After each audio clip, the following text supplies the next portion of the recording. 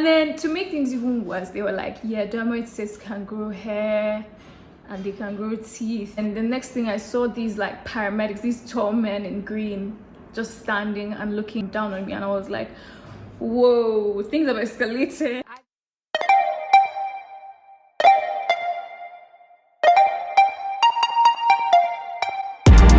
Hi guys, what's up? Welcome back to my channel. If you're new here, welcome, and if you're not new, welcome back. So today's video is going to be a little different. It's going to be talking about, as you can tell from the title, my ovarian cyst story and my experience. And yeah, so just sit back, get a snack, get some popcorn, some tea, whatever, you know, just get comfortable, and we're gonna get straight into the video. I'm gonna be looking down a bit because I have some bullet points so that I don't ramble.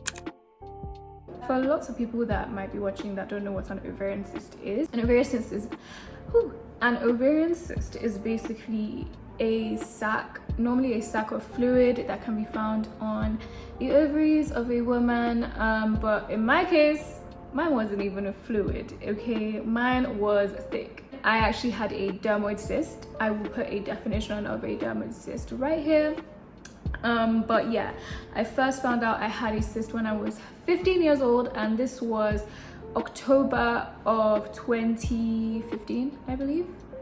No, October 2015.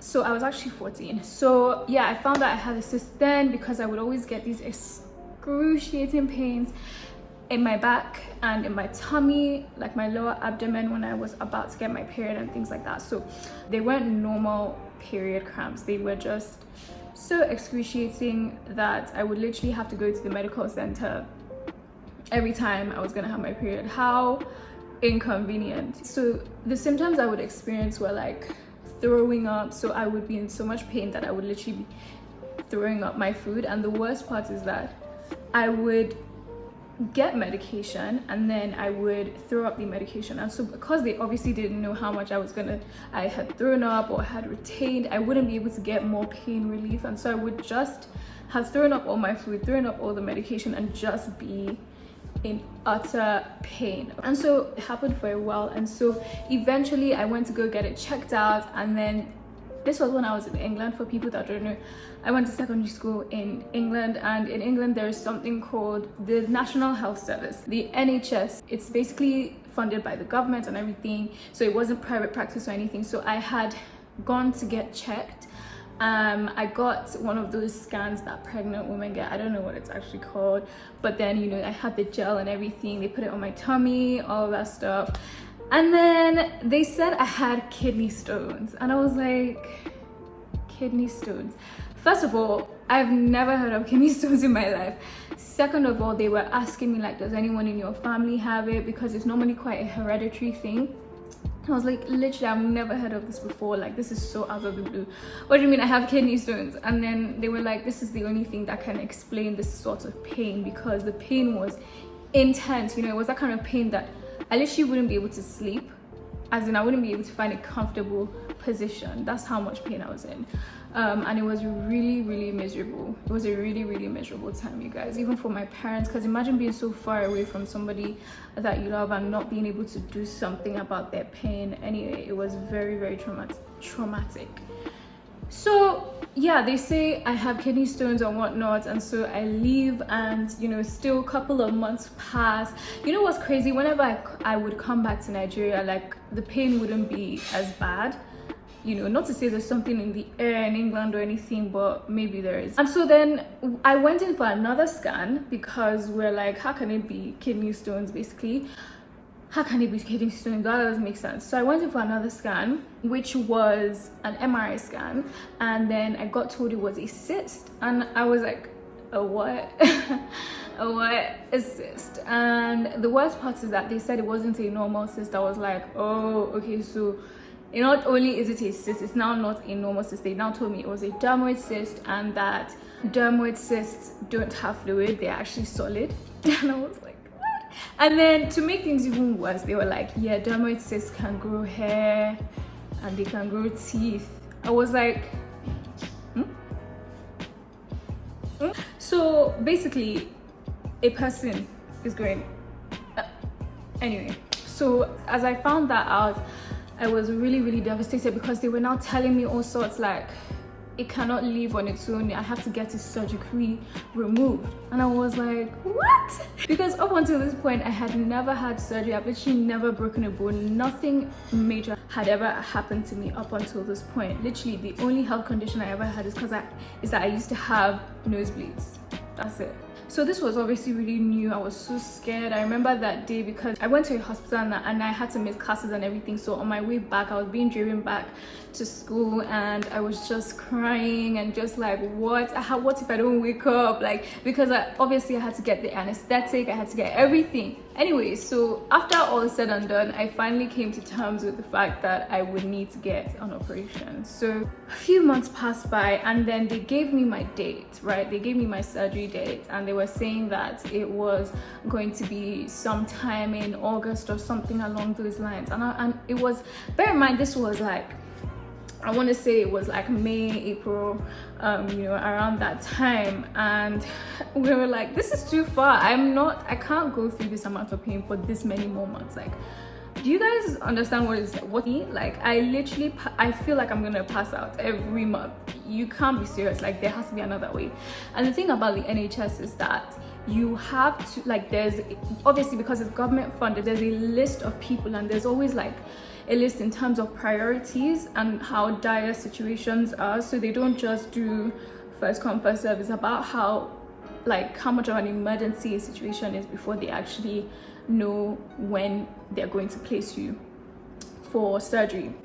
And so I was just so devastated at this point. Anyway, continued with life as normal, wherever.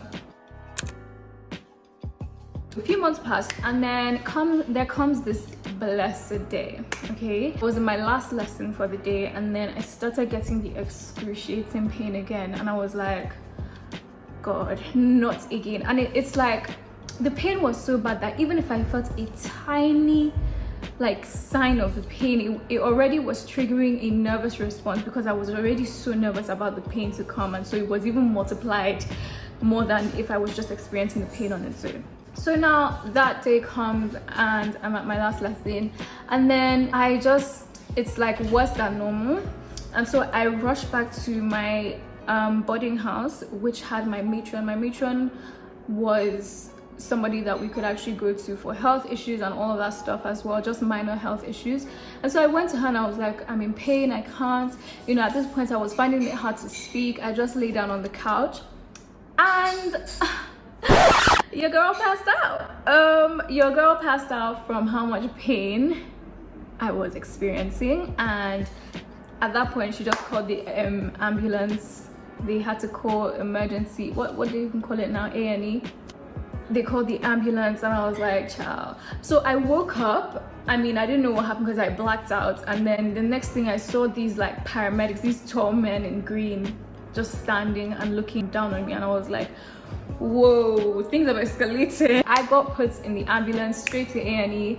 I was given laughing gas, and basically they call it air and gas, but it's what they give to pregnant women to soothe the pain. Okay, just to give you guys context of how bad this pain was. So I get to the hospital, they're calling my mom, and obviously the laughing gas is making my brain do somehow. So at that point I was just saying rubbish, telling them my whole life story. And then they called my mom, and then I was telling my mom, like, don't worry, I'm fine, don't worry. And the worst part is that I don't have videos of me saying all of these things, because my matron, she was like, she legally can't even record me, but she wishes she did. Anytime we talk about this, literally, she's always like, I wish I could get recordings of you. But I was just shouting and saying all sorts. My mom was so scared on the other end of the line, because she was like, what's wrong with you? It wasn't funny, you guys. It actually wasn't funny. Everybody was crying. And then I remember when the laughing gas started to wear off. I was like, God, I can't do this. So after my trip to the emergency to A&E, they now decided they were going to move my surgery forward, as in they were going to make it sooner because the case was obviously more intense than they realized. And I actually forgot to mention, oh yeah, this is a video of myself when I had just come back from A&E, and then somebody brought me balloons, and then this is also a video, actually it's a picture, and then this is a video of my boarding house saying get well to me. This is Uzoma, let's go!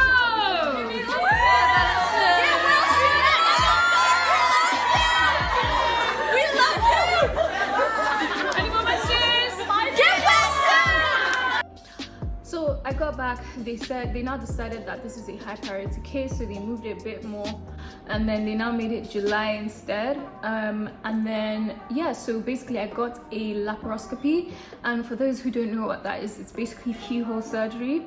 And so for the surgery experience itself, so I got put on a general anesthetic, and then at this point my mom had come from Nigeria to England, so she was there with me. My aunt was there with me as well. My aunt that lived in England at the time was there with me. And yeah, so on the actual day of surgery I was very happy. I was extremely happy, you know, all the initial fear and everything had subsided, because now it was more of like, wow, so you mean I'm actually going to be free of this pain, like finally. So I was super pumped for that. I actually got a surgeon that was Nigerian. I think they did that on purpose just so that I would feel more comfortable or whatever. But I forgot to mention to you guys that when I did the MRI scan, they said that the cyst was like about 10 centimeters wide, so like bigger than my fist. And I wish I had pictures of it, but now every time I ask my mom, she's like, trust me, that's not what we were thinking about then. And I was like 14, 15, so I was about to be 15, so I wasn't really like, pictures weren't really on my mind. I didn't think I was going to be doing this YouTube video. So yeah, unfortunately I don't have pictures, but that's what they said. And then they also said that they were going to have to take off my ovary, and I was like, okay, slow down, okay, so all the way down. Anyway, they said that they might have to take off my ovary because it was so big and all of that stuff. And I was scared because I was like, you mean like I'm gonna have a lesser chance of having kids now based on this? And you know, the way the dermoid cyst works is that they had to cut it off because it was like, they said that it had been growing as I was growing, so if they didn't cut it off, it would just still be with me till today, just growing even more hair and, you know, just growing bigger. And it's quite disgusting, but yeah, that's literally what it was. Anyway, back to surgery days. So yeah, I got put on the general anesthetic. The surgery was supposed to take an hour, but it took about an hour and a half. And then after the surgery, I woke up and I was like, have you done it yet? Have they done it yet? You know, I was really cold. I think I was in a recovery ward or something like that, but I was really cold and everything. When I woke up, I was just like, have they done it yet? Because I was so eager to be done with this crazy experience. But yeah, when I woke up, they were like, yeah, well, good. And I was so thankful. They took me to my mom, and you know, relief all around. Yeah. And then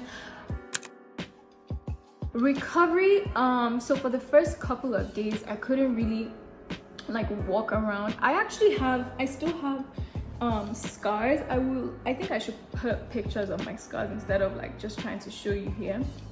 But yeah, I do have pictures of my scars, even though they're really fading because they were really small incisions that were made, so it was nothing major. I had 3 incisions made, one on my side, one on my belly button, and one like towards my groin area. So after the surgery, it turns out they didn't actually have to remove my ovary because my mom was praying heaven down, okay, and I was so thankful for that. But then they said that they had to remove some parts of it but not all of it, because the cyst was so attached to my ovary. As I was saying, recovery time was really short. On the first couple of days I was finding it difficult to walk properly, but then after the second day I was just back on my feet.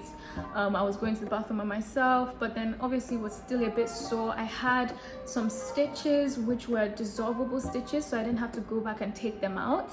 After like 10 days I was good as new. Like, it didn't even take long. I will actually show you pictures of myself like a week post-operation and all of that. I was doing all sorts. I literally had a school production, a play that had involved a dance and acting and all that, and I still did it, like, and it was within 2 weeks of the surgery. So now it's obviously 2021. I had the surgery in 2016, so now it's been 5 years, and to the glory of God, nothing has come back. I think that was my biggest fear, because I was like, imagine going through all of this and it starts happening again.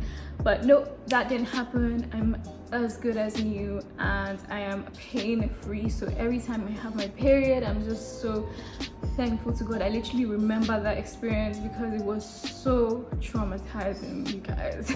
So traumatizing, and I don't think that anybody that hasn't had it will really understand exactly what I'm talking about. The only thing I would say is that now when I'm ovulating or when I have my period, I do get some pain, like just right where I know my ovary was operated on. Not even pain, but just like a bit of discomfort, but then it literally lasts like 1 minute or 2, and it doesn't even happen that often. So that's the only thing I say I've noticed since since that time. But then honestly, it's completely fine. Everything else is completely fine. The scars are healing very well. I hope I'll even be able to get a good picture because it's so like it's faded so much already. So yeah, for anybody that's watching this that is actually going through the same thing, I just want you to know that I see you, I feel you, and you know, I'm not a medical professional just yet. Definitely consult your doctor, you know, get the best advice possible. I am just sharing my own story. But yeah, I think that getting keyhole surgery was definitely the best decision for me, because it literally has elevated my quality of life times, gosh, I can't even quantify how much.